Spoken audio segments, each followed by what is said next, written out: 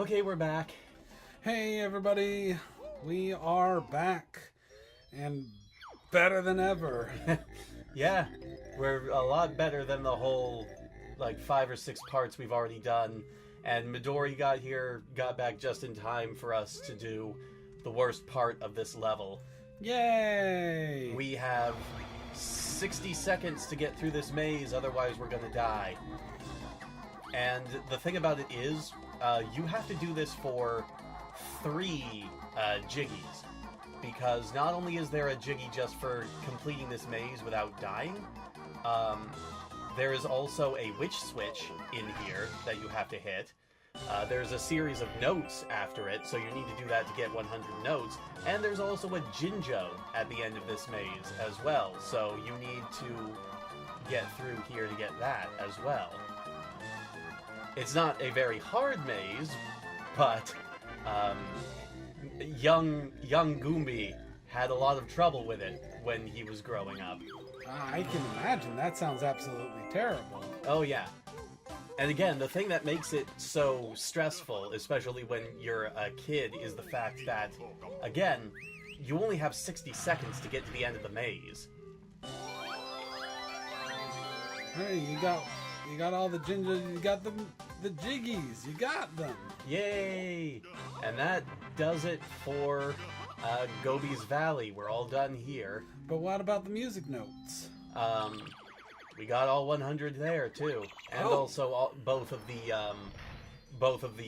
empty honeycomb pieces. You weren't paying attention, Midori. I feel anticlimaxed. You were busy talking about ancient Egypt the whole time. Well, ancient Egypt is awesome. It's incredible. It's beautiful. Yeah, you made that very clear when you were talking to everybody about it. And how horrible Gods of Egypt was. Yes. So, I'm guessing that you would not be very kind if you had a chance to review that movie then. Probably not. I'd probably go into that movie expecting shit. If you all would like us to watch and do a commentary on Gods of Egypt, please let us know. Come on, don't put that in their heads. They're going to demand that we watch that movie now. Even if they haven't watched that movie themselves, they're going to be like, you know what? I don't think that after hearing what Midori had to say about that movie, that I feel like I can comfortably watch this movie without their commentary on it. I need to watch this movie Mystery Science Theater 2000 style. I don't know if we would be able to quite pull off MST3K style. It's actually very difficult to do commentary like that. I can imagine that they have scripts. Yeah. You know the story about that? Like how they had... originally, they didn't really watch the movie all the way through. Really? Yeah, they would screen like a couple of minutes of the beginning to see if it would make good riffing material. But then one of the movies that they did, I can't remember exactly which one it was, but it turned out that there was a very hardcore, very explicit rape scene about halfway through the movie, and they were totally unaware of it. So they had to sort of finagle their way around it, and ever since that particular incident, they have always made sure to watch the entire movie from beginning to end before they do a riff of it. Very smart idea. Improvisation can only go so far. This is very true, yes. Plus, I mean, I just think that it's a good idea to know 100% about what you're going to be talking about to begin with. It's why blind Let's Plays or blind reaction videos just don't do it for me anymore. I find them very, very difficult to sit through. Wait, blind reaction videos? Yeah, which is the whole point of a reaction video most of the time. Like, the way that I see it is there's a difference between a commentary and a reaction. Because with a reaction video, you're going in, for the most part, you're going in blind. And you are giving your genuine first reactions to what you're watching, right? Mm-hmm. A commentary is something that you commentate over. You actually have things to say about it, which suggests that you have sat through the entire thing before. At that point, it's a review, not a reaction. Exactly, which is why I say it's a commentary. You are talking about something that you already have some good knowledge of. Well, I'm just saying, like, you make it sound like there's different kinds of reaction videos. Which there are, yes. There are ones that suck, and there are ones that blow. I don't like reaction videos, is what I'm trying to say. And that's why we're not going to do reaction videos, we're going to do commentaries. Exactly, yes. Eventually. Yes, we're going to watch Gods of Egypt, and then we're going to watch Gods of Egypt a second time while commentating on it. Because that's going to be fun for Midori. Well, you all heard it. She was the one who said it, not me. I said it like it was a joke. They don't want us to watch Gods of Egypt, do you, fans? You don't want to watch me suffer through that movie just so that you can watch me suffer through it a second time? I'll tell you what. If it turns out they want us to watch Gods of Egypt, we will watch a movie that you really love right afterwards. How about that? Titan AE. Really? You're a big fan of that? I actually am a fan of that movie. I even named a planet in a sci-fi series that I did once, Planet Bob. I forgot that was the ending joke. Planet Bob. Yep, that was what they went out on. Oh boy. Planet Earth 2, aka Planet Bob. Here's a tip for anybody who has not played this game and is planning to play it in the future. Make sure that you knock down this gate before you go into Mad Monster Mansion, because you need to go down there as a pumpkin to continue further into the game. Hooray! We're getting spoopy with it now. Yeah, happy Halloween, everybody. If this comes out before Halloween. It will not. This game is so green. Yeah, they really use the color palette to their advantage here. Yep, look at all that green and purple. Green and purple. I told you, green and purple go good together. There's no need to shout. I'm right here. I'm just saying, look at all that green and purple. So I never got to talk about my cartoon characters. I suppose you did not. Like, I'm pretty sure that the audience has completely forgotten about it by this point, but go ahead. some of them have probably been sticking around this entire time thinking, when is she going to talk about them? I want to know what she has to say about them. When is she going to talk about those cartoon characters of hers? Well, I'm not stopping you. In the next episode of Coombs and Kuroba. And then we just throw in some power-up sound effects from Dragon Ball Z. No, I wouldn't be that cliche. In the episode after the next episode of Dragon Ball Z.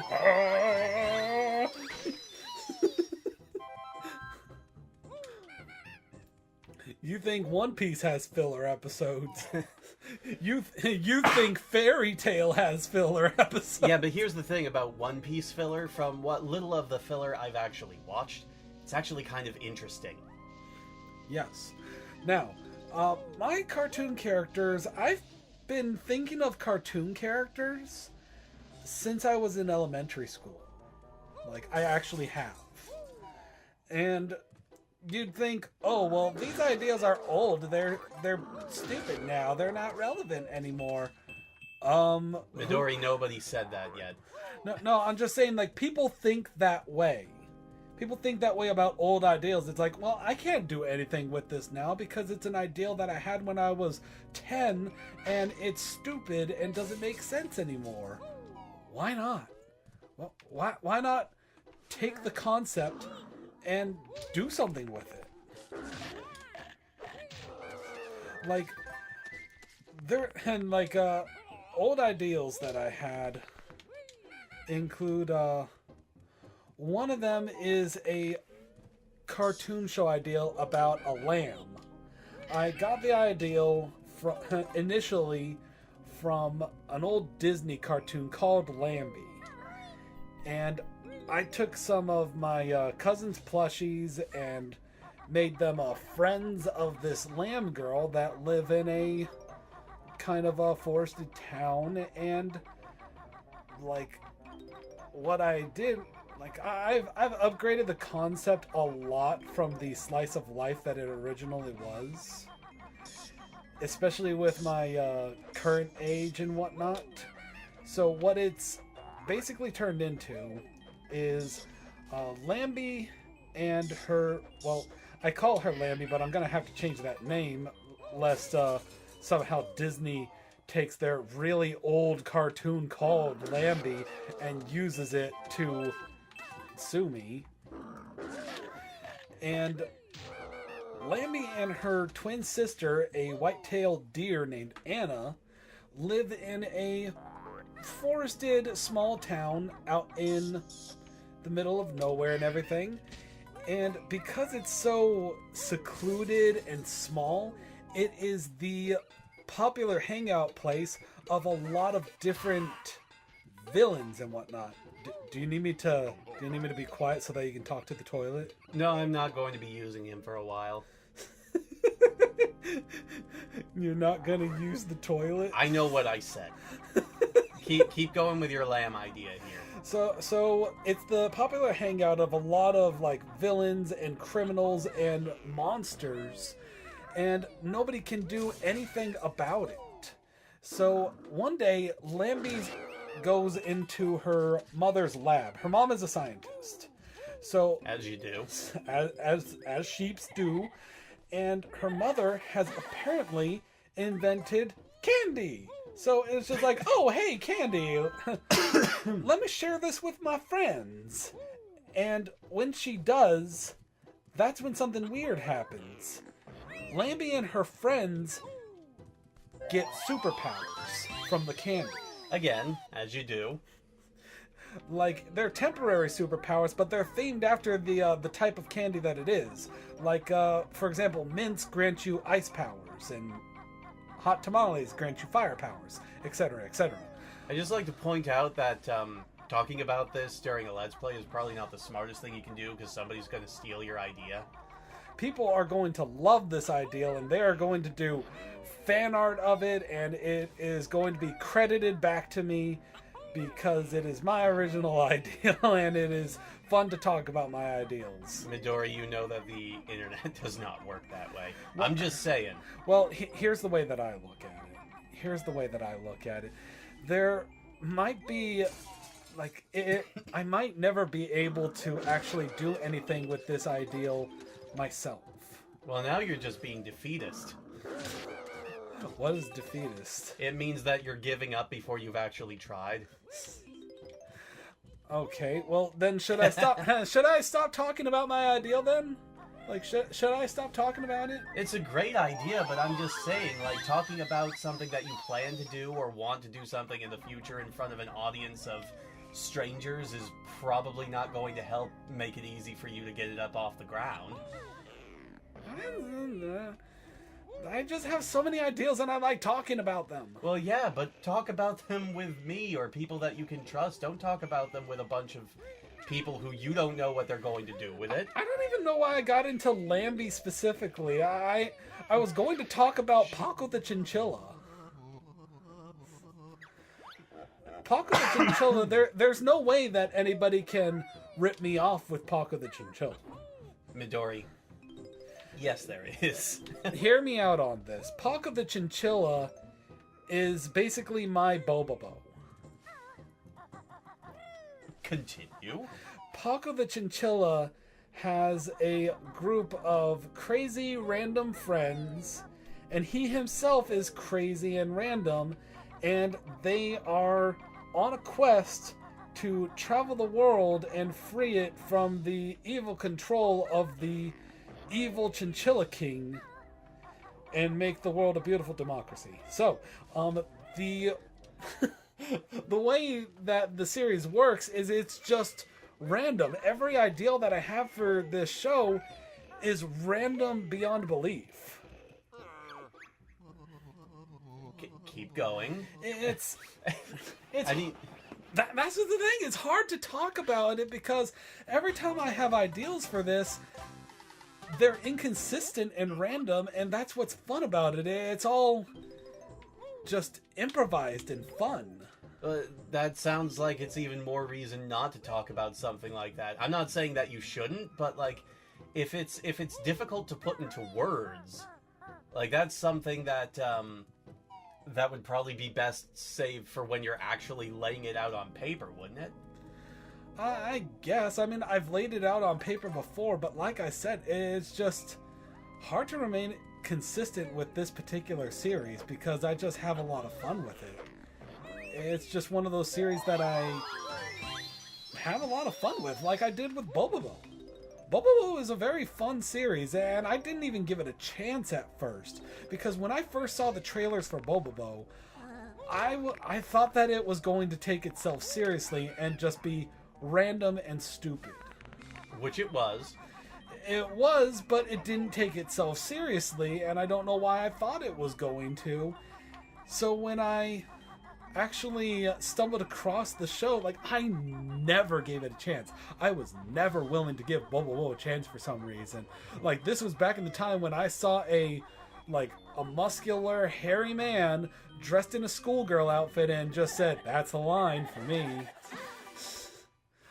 But then I gave it a chance. And now she's moved that line back quite a bit. Quite a bit.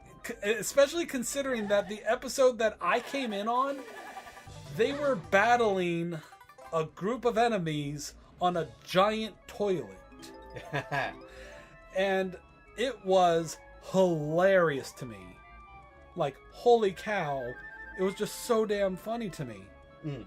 I didn't expect it, and then I followed every episode from that point on. Like, it was just so entertaining to me for some reason.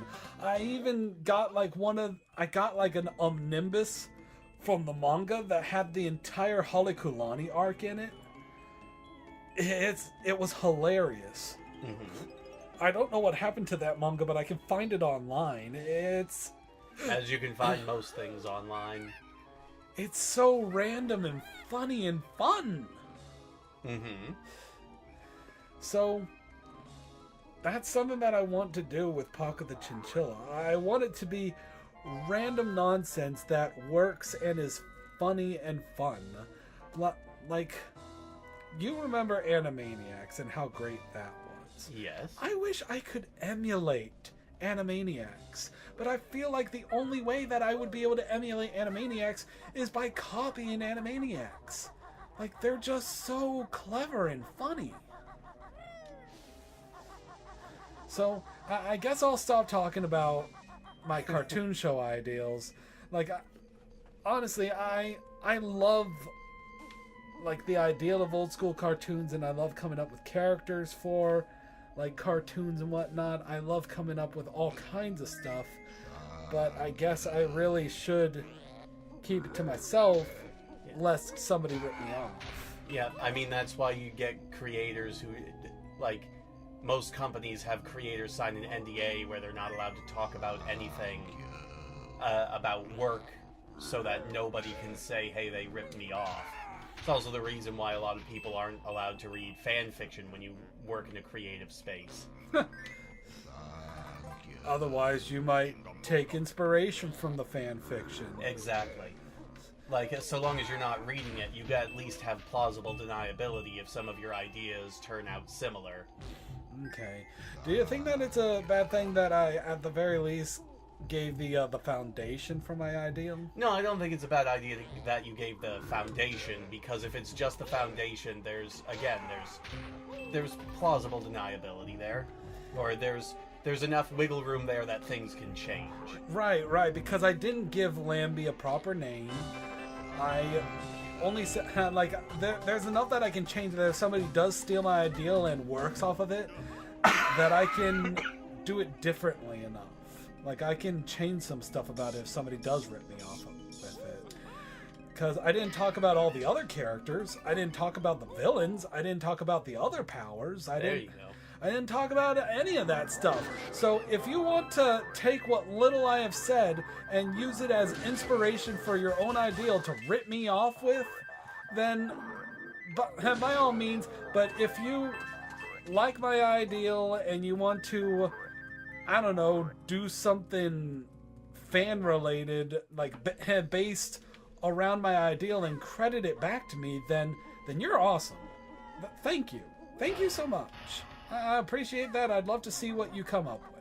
Wow, you haven't even started working on it yet, and you're already asking for fan requests. I'm not asking for fan requests. I'm saying that if somebody does do something with it, like, you know, like a little bit of fan art of Lambie and her sister Anna or something, and like draws them up as like superheroes, because I didn't even get into what kind of superhero Lambie is. Like, I didn't talk about like what kind of candy she specifically eats and gains powers from. Like, I didn't get into any of that stuff. There is a lot of details that I didn't cover. Meanwhile, back in Gameland, we just finished crapping in a bunch of urns to make flowers sprout to get a Jiggy. Sweetie, eggs contain life. Fun fact, the person who recorded the lines when the urns go "thank you," that was God. Why can I not think of his name? He's the music composer for this and for Yooka-Laylee and a lot of other Rare games. But he was also the guy who did the voice of Donkey Kong. He was on the first episode of Guest Grumps too. Why am I drawing a blank on his name? Oh, that guy? Yes, but Nintendo kept coming back to him and saying you have to re-record this because he's got a very thick British accent, and they thought he was saying well, I'll have to bleep this out because YouTube, but they thought he was saying "F you" every time, and so he had to do like 5 or 6 different retakes of that line of the urn saying "thank you" because Nintendo thought he was cursing the whole time. I'm sure they realized that he wasn't cursing, it's just the way that it sounded. Well, yeah, no, they legitimately thought he was cursing into the microphone, and they specifically told him, look, you can't say that, you need to fix this.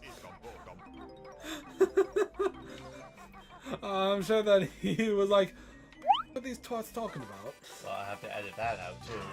There's a lot of stuff that you gotta edit out.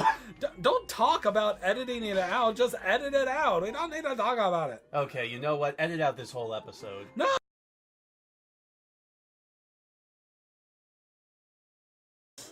Like, we don't need to edit out this entire episode just because I talked about Lambie. Yeah, I suppose you're right. Anyway. Anyways, we... Oh no, you're being chased by a ghost. He talks in musical glass noises. Well, that's not... It's a different ghost. Let's see. There it is. Can you guess what this puzzle is? Banjo? And Kazooie. Yeah, like most puzzles are in this game. Yep, and that was what the original Sandcastle one was, and I believe there's also... I can't remember. I think there is one more puzzle that has a spelling out Banjo Kazooie as well. But I can't remember. I don't think... No, there isn't. Okay. There it is. Z. There it is. Woo! I'm sorry I'm coughing so much, everybody. I have had this really stubborn cough for a while now. Kazooie! Like I said, she's a kazoo. I thought you said that she was a Breagle. Yeah, and she's also a kazoo. And she likes to listen to the Beesies. Well, that part I didn't say. I'm leaving this gloomy shed. Oh god, he ceased to exist! Exactly.